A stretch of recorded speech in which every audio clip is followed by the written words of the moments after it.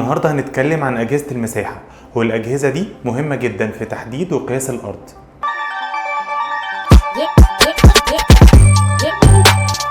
تعالى النهاردة نتكلم عن استخدامات أجهزة المساحة.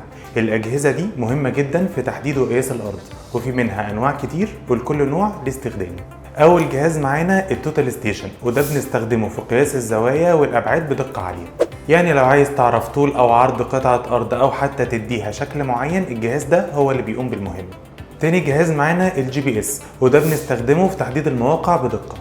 يعني لو انت في مكان وعايز تحدد احداثياته بالظبط او حتى عايز تحدد موقع معين، الجي بي اس هيساعدك جدا في ده.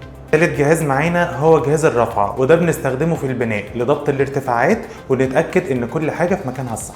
يعني لو عايز تتأكد ان المباني والجسور كلها على مستوى واحد، الجهاز ده هو اللي بيستخدم في ده. رابع جهاز معانا هو جهاز الليفل، وده بنستخدمه لقياس التغيرات في الارتفاعات. يعني لو عايز تتأكد من مكان ان هو مستوي سواء كان بنية أرضية أو سطح سقف، جهاز الليفل هو اللي بيعمل ده.